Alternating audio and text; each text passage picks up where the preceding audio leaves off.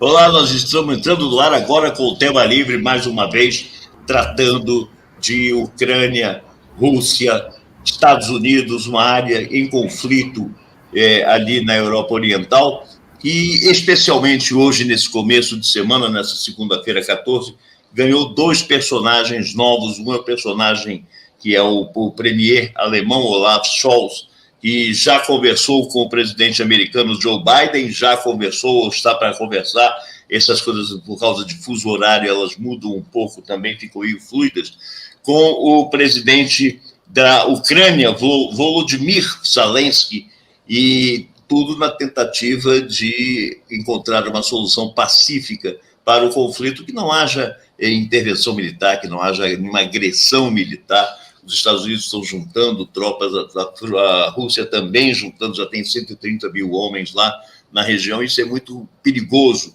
Ao mesmo tempo, nós temos um outro personagem, que é o presidente brasileiro Jair Bolsonaro, que já está rumo a Moscou, a caminho de Moscou, se já não chegou lá, com uma entourage, uma comitiva de generais e coronéis palacianos que trabalham no Palácio do Planalto, para conversar com o Vladimir Putin. O que será que ele vai tratar? Oficialmente, vai tratar de agrotóxicos e negócios de agricultura e importação e exportação, mas extraoficialmente fala-se em muitas outras coisas mais graves e mais sérias. Esse cenário todo é o que nós vamos abordar com o mesmo professor Paulo Ferracioli, que esteve conosco 2 semanas atrás e na semana passada tratando também da OCDE. É um assunto que tem a ver com economia, política, geopolítica, nesse mundo conturbado de hoje. Boa noite, Paulo. O que você acha que o Jair Bolsonaro foi fazer ou está fazendo na Rússia, em Moscou, agora nesse começo de semana? Boa noite, Golo. Um prazer estar de volta aqui. Essa questão, podemos começar com o Bolsonaro. Eu acho que ele tinha um convite, já uma viagem marcada antes da reunião, antes desse problema com a Ucrânia se agravar. Era uma viagem que ele iria tratar basicamente, até onde se sabe e que está sendo explicitado, de questões de exportações de commodities do Brasil para a Rússia. Ia tratar também da importação de potássio, que é importante para a agricultura brasileira. Isso é o que se sabe, o que se fala. Mas essa comitiva, com uma quantidade considerável de militares e as reuniões marcadas com o ministro da Defesa, começaram a surgir ilações de que ia se tratar também de compra de armamentos, que a Rússia é um grande exportador de armamentos para o mundo todo. Na segunda coisa, eu diria que aconteceu mais do que 2 eventos. Aconteceram 3 eventos. O primeiro deles foi a reunião de ontem entre o Putin e o Biden. Essa reunião saiu o press release dos Estados Unidos e saiu em todos os jornais do Ocidente a mesma coisa, dizendo que a reunião foi... Epa, deu um probleminha aqui. Espera aí que é um probleminha meu aqui. Pronto. O que aconteceu foi que nessa reunião, que foi também via internet, essa foto aí mostra a cena dos dois, mas não é o que estava acontecendo ontem, claro. E na reunião de ontem, o press release americano dizia que o Biden ficou insistindo que ia fazer grandes ameaçando o Putin de enormes sanções, que seriam uma bomba atômica sobre a economia da Rússia. Mas isso é muito estranho, porque a reunião durou mais de 1 hora. Será que ele ficou repetindo isso durante 1 hora? E é interessante que os jornais ocidentais compraram isso totalmente. Até que depois, quando o porta-voz da Rússia falou, ele falou de outra coisa. Ele disse que isso não foi o assunto principal, que as sanções foram tratadas rapidamente e foram encontradas aspectos que podem trazer a novas soluções. E hoje aconteceu um fato relacionado a ontem, na qual Lavrov, que é o ministro de Relações Exteriores da Rússia, foi chamado pelo Putin, isso foi na televisão, o Putin pergunta para ele televisivamente: Lavrov, você acha que há chance de encontrar uma saída diplomática? E o Lavrov fala: olha, é difícil, mas temos chances. ao que o Putin resolve para ele laconicamente. Certo, então vamos em frente. Então, esse é o Lavrov, Paulo, deixa eu interromper um instante assim, o Sergei Lavrov, que é o chanceler russo, ele chegou a dizer não há necessidade de partir para qualquer outra solução por enquanto. Há muito terreno para nós negociarmos aí, há muita coisa para ser discutida aí. Quer dizer, o que parece muito claro, nós já estamos acostumados com isso aqui no Ocidente, é com a narrativa americana, a retórica do império, que impõe, inclusive, à própria mídia e à opinião pública, por consequência, uma narrativa de catástrofe, uma narrativa alarmista, vamos invadir, a Rússia vai invadir. Eles mais dizem que a Rússia vai invadir do que eles vão invadir. E, na realidade, a gente vê que o próprio presidente da Ucrânia já falou também, o New York Times já deu isso hoje à noite também. Ele disse, não, esse negócio de entrar para a OTAN pode ter sido apenas um sonho, não vai acontecer, não é preciso que isso aconteça. Como, na verdade, é o que nós pensamos também, que pode não acontecer, não deveria nem sequer haver OTAN depois que acabou a União Soviética.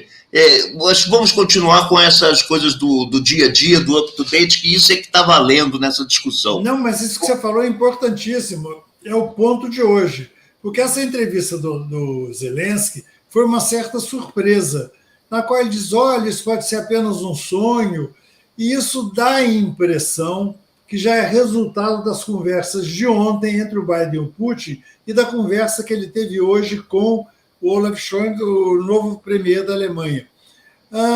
Menos da influência do alemão e mais da influência do americano com o russo. Eu acho que é assim que eu vejo essa questão.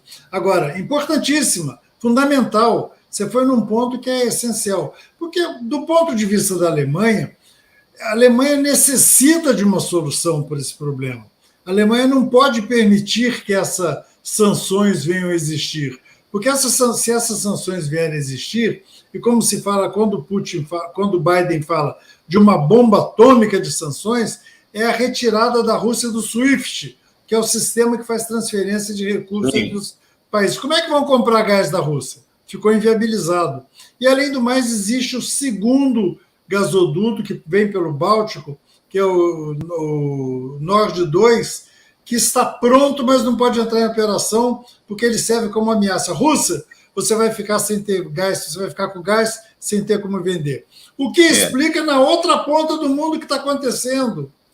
O enorme acordo de venda de gás que a Rússia fez com a China a semana passada.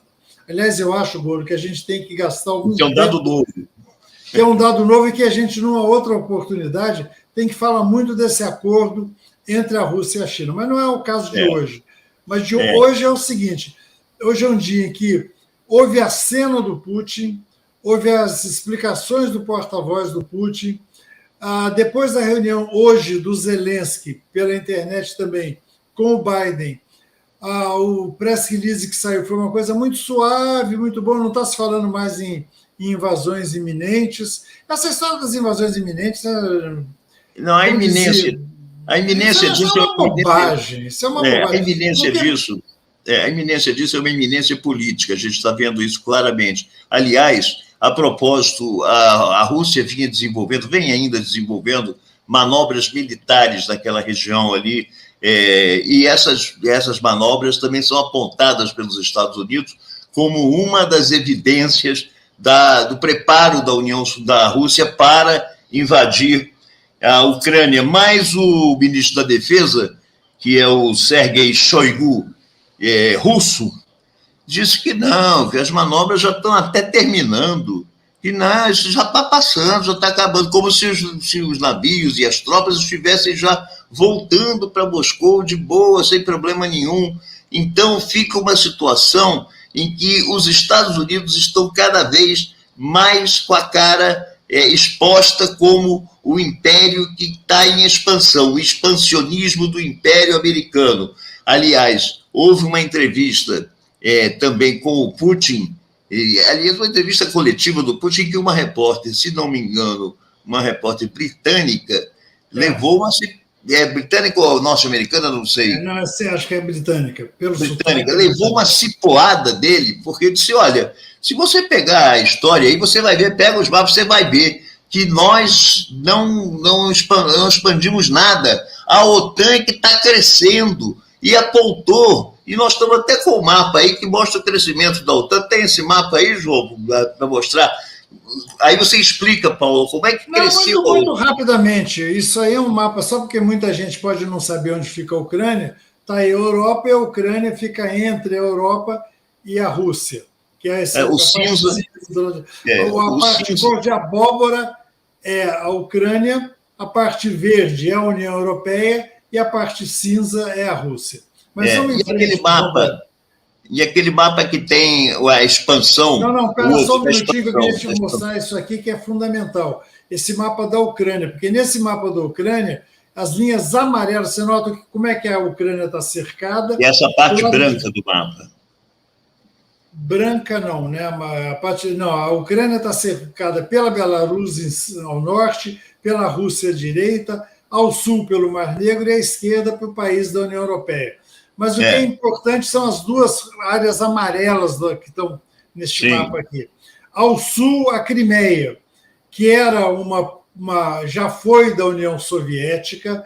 Em 1954, o Khrushchev, secretário-geral, que era ucraniano, deu de presente para a Ucrânia a Crimeia, passou da República Russa para a República da Ucrânia, República Socialista da Ucrânia.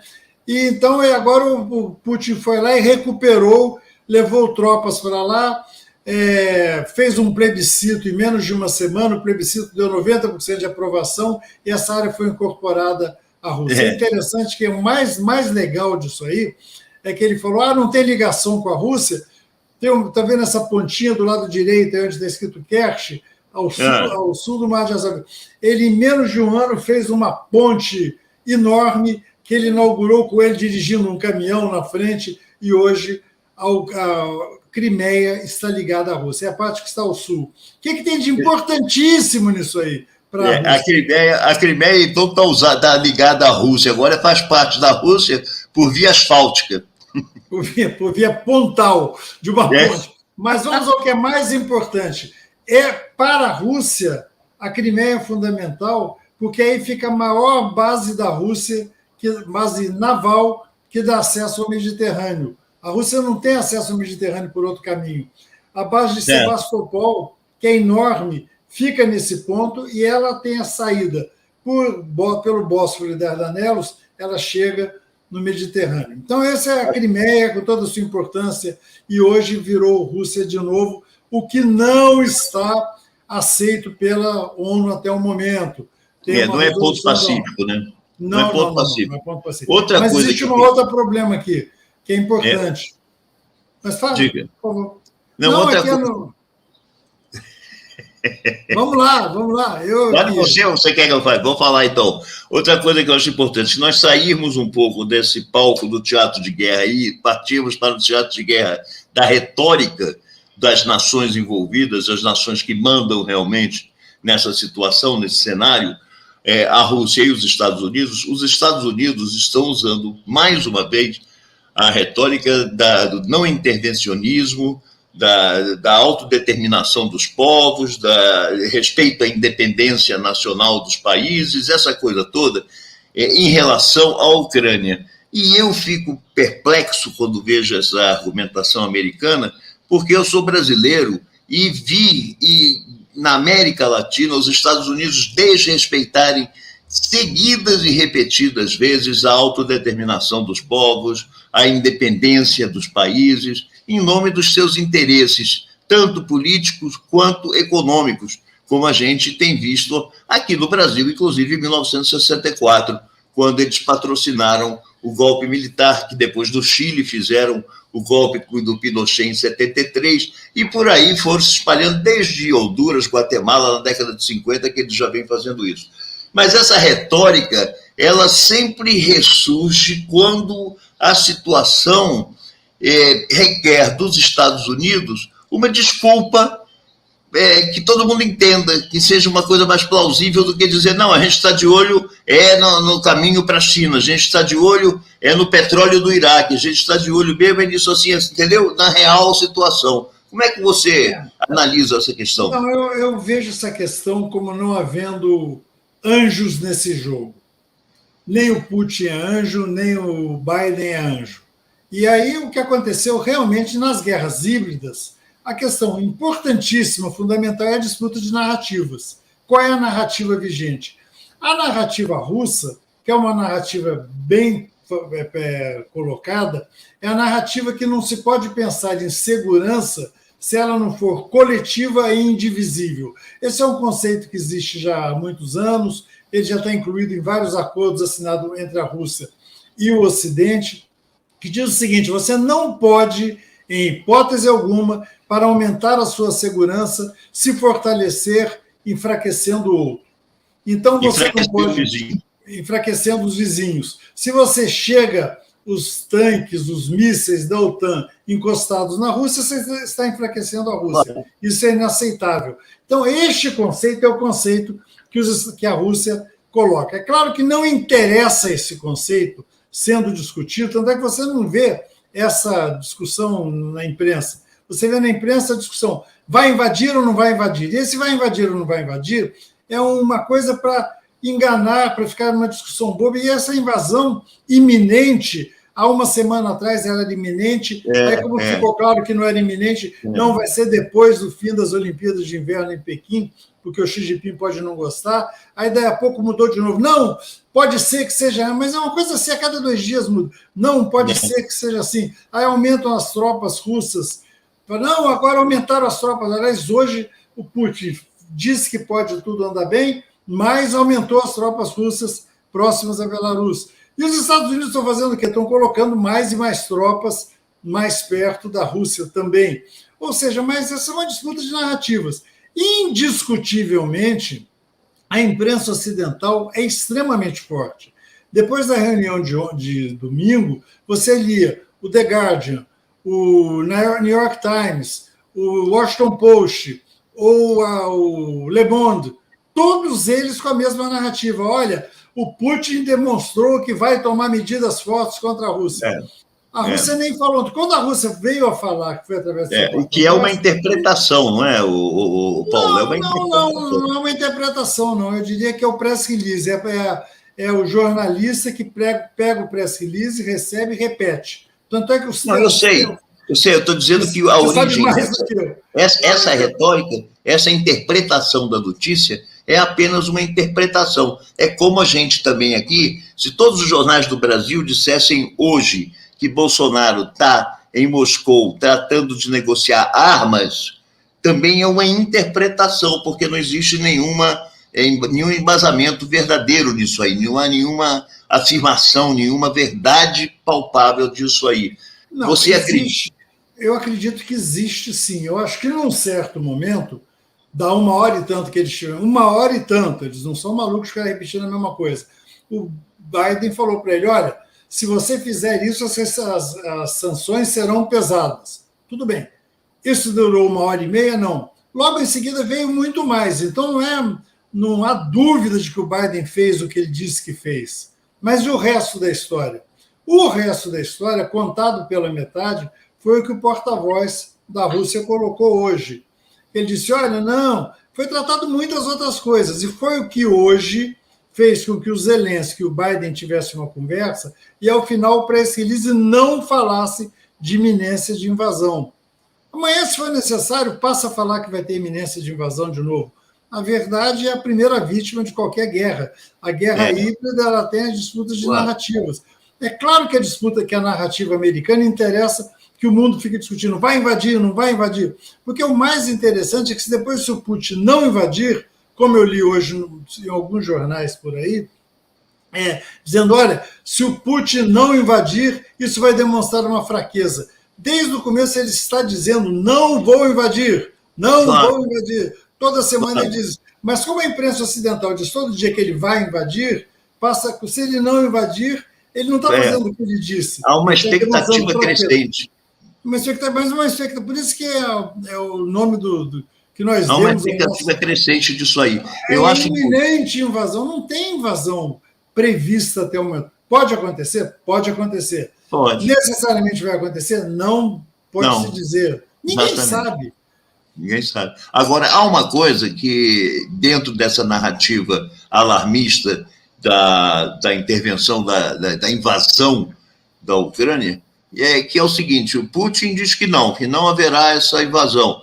Mas se essa situação se mantivesse, sustentar durante uma semana, 10 dias, nessa base da ameaça, da iminência do ataque, um conflitozinho fabricado que aconteça numa fronteira da Ucrânia, ali do lado do russo, já justificará uma ação norte-americana, ou não?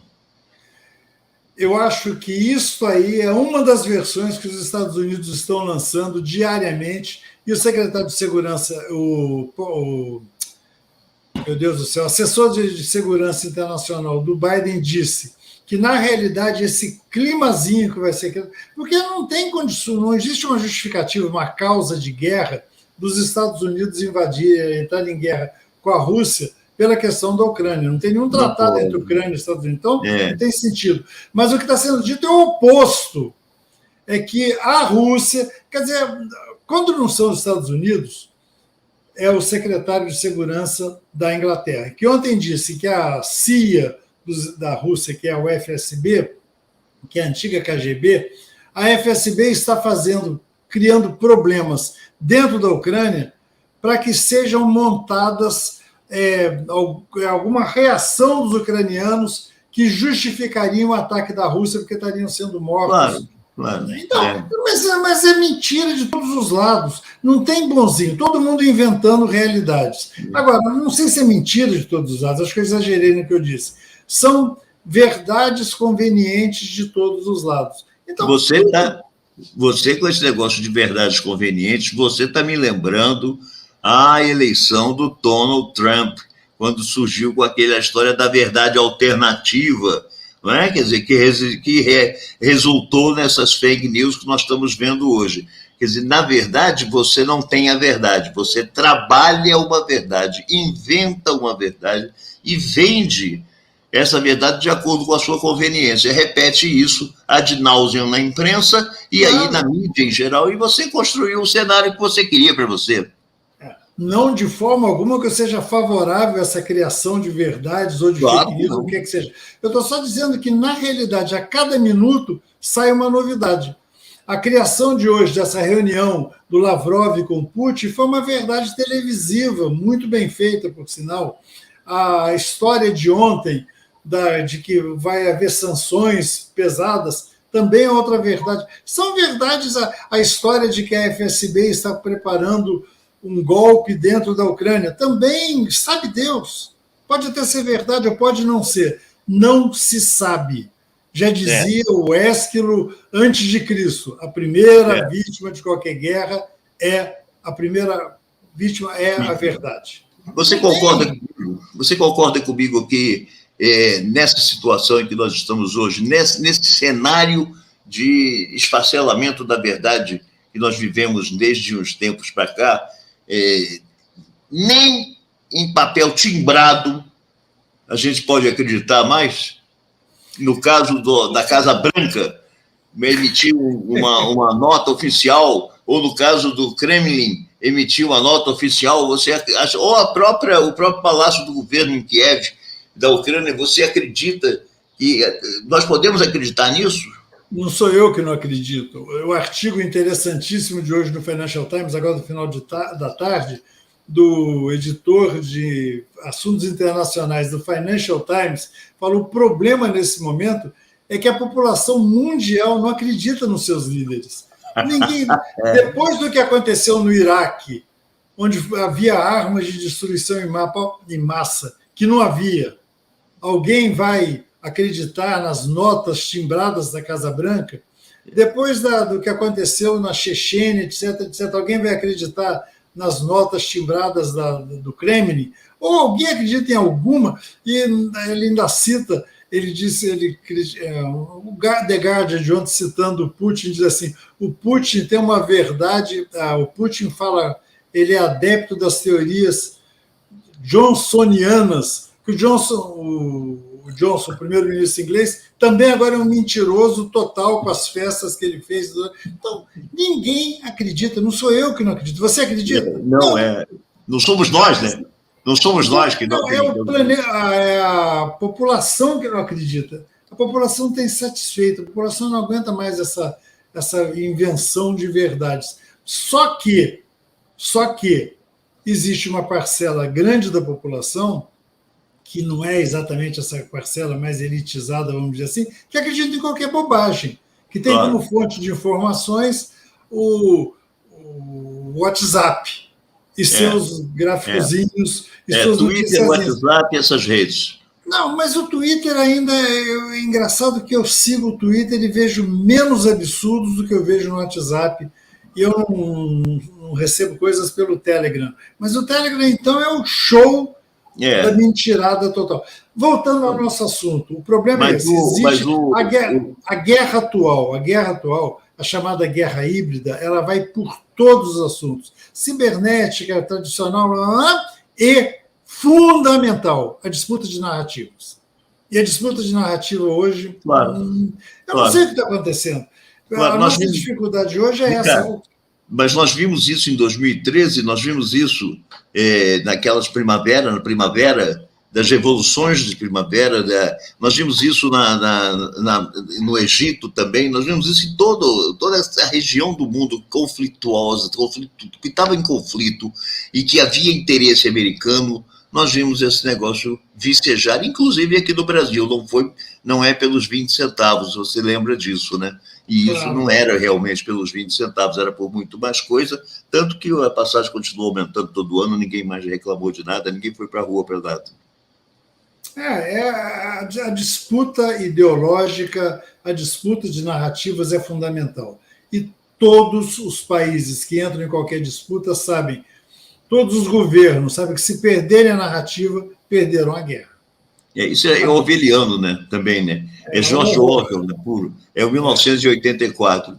Eu acho, Paulo, de uma ironia fina, em um simbolismo, uma coisa curiosa, o fato de nós termos o Big Brother como um reality show de maior audiência na TV brasileira e também no mundo, de forma geral, e, ao mesmo tempo, nós vivemos esse Big Brother real, 1984, orwelliano, em que você tem o Ministério da Verdade, para dizer o que é verdade, o Ministério da Justiça, para praticar injustiça, endossar injustiça, como nós vivemos, né?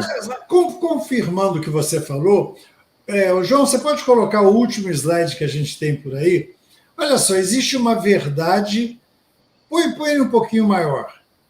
A parte em azul é a parte que é a OTAN de hoje, a parte que está em laranja está fora da OTAN, são os países fora da OTAN, a parte verde, as duas partes verdes são a Ucrânia e a Geórgia.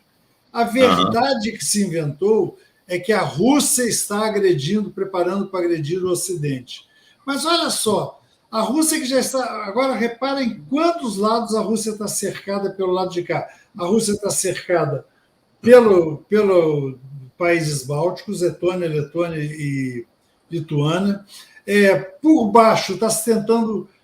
pelo sul, está se tentando cercar pela Geórgia. A Rússia tomou as medidas cabíveis de lá, mas a Rússia, que estava reagindo a um possível ataque, passou a ser a culpada, na verdade, ocidental. A Ucrânia... Se a Ucrânia entra na OTAN, ela está dentro do território russo. E na lógica da teoria da segurança indivisível e coletiva, isso é inaceitável, que é a lógica russa. Mas essa discussão, que é o que a Rússia tenta colocar na mídia ocidental, ela não está. Você não encontra em lugar nenhum. É verdade. Procure essa informação. E agora, eu acho que procura-se uma solução nestes termos. É isso que foi discutido ontem. Não sabemos o que, porque ninguém soltou informações sobre isso efetivamente. Mas ao Zelensky, hoje, dizendo que talvez pode ser que eles entrarem na OTAN seja apenas um sonho, quer dizer alguma coisa. Isso já foi conversado. Ninguém é bobo nesse Não. Eu acho que isso já está... Eu acho que assim, essa crise, o mais grave da crise, já está sendo contornado, se já não foi contornado, entendeu? Nessa altura dos acontecimentos. Porque não é possível você manter a corda esticada, como você falou ainda há pouco também. Você não pode manter essa corda esticada o tempo todo, porque esse negócio, se arrebentar, vai ser um desastre. Então, não pode. Tem que haver um afrouxamento, tem que haver um freio de arrumação para as abóboras se ajeitarem ali atrás. Agora, você apontou uma coisa que eu acho interessante, que a OTAN ganhando a Ucrânia, a OTAN está dentro da Rússia. Ela entra na Rússia. E o Putin perguntou para aquela repórter, diz assim, o que você acha daquela entrevista que ele deu? O que você acha que aconteceria se a Rússia tivesse posto exército na fronteira americana, ou no México ou no Canadá, como nós estamos tendo aqui as fronteiras, e são os americanos, na verdade, é a OTAN, mas são os americanos. Então, ele está sendo, ao mesmo tempo que ele fere essa retórica, transgride um pouco essa retórica, ele está apontando exatamente onde ela é mentirosa, que aquilo ali não é a OTAN, são os americanos que estão interessados, tanto que os alemães estão preocupados, os outros estão preocupados, os franceses. O Macron até fez uma bobagem ontem, que foi ouvir no jornal aí, que da França, né, que ele não se deu bem foi se intrometer e se deu mal. Mas você acha que nós vamos sair dessa numa boa, numa situação tranquila? Na minha opinião, essa guerra não interessa de forma alguma a Rússia. O que a Rússia vai fazer? O país tem 40 milhões de habitantes. Ele vai controlar 40 milhões de habitantes, ele vai ocupar, vai virar controlador de 40 milhões de pessoas. Vamos supor que 4 milhões resolvam entrar como que sejam fascistas e que sejam essas milícias que podem atacar a qualquer momento a Rússia. É difícil. O ideal seria uma solução equilibrada. Hoje, quando eu vi a entrevista do Zelensky, eu achei, olha, eu acho que a saída está próxima. Coloquei isso num grupo que eu tenho vários amigos discutindo, e um amigo já disse, não, isso aí não tem mais jeito, o Putin foi longe demais, se ele recuar agora, mas ele não está recuando, ele o tempo todo disse que não iria invadir. Essa história da iminente invasão, a iminente invasão da Ucrânia é uma fantasia inventada. A palavra iminente, ela só existe nas vozes da diplomacia do Reino Unido e na diplomacia americana. Nem a Alemanha, nem a França, e menos ainda o Zelensky. Aliás, o Zelensky reclamou, parece que hoje, novamente, com o Biden. Essa história de vocês ficarem que é uma invasão iminente está paralisando a Ucrânia, está paralisando os negócios na Ucrânia. Então, não existe. Eu acredito que há um interesse geral de que haja um acerto. Quem acredita que uma solução a ideia de que o Putin está interessado em invadir a Ucrânia, o Putin não é inocente. Imagina o Putin controlando 40 milhões de pessoas num país enorme. enorme. Então é o seguinte, só para nós encerrarmos essa conversa que já está se estendendo por 40 minutos, só para nós encerrarmos, eu queria que você fizesse uma análise do seguinte cenário. Vamos achar uma solução institucional para a crise da Ucrânia.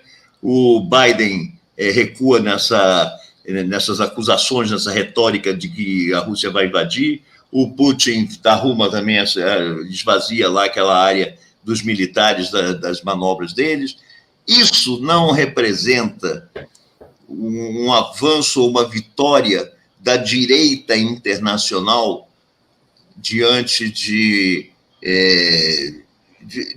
focos que são focos dissidentes no mundo moderno, contemporâneo. Não seria, eu estou forçando a barra aqui, né?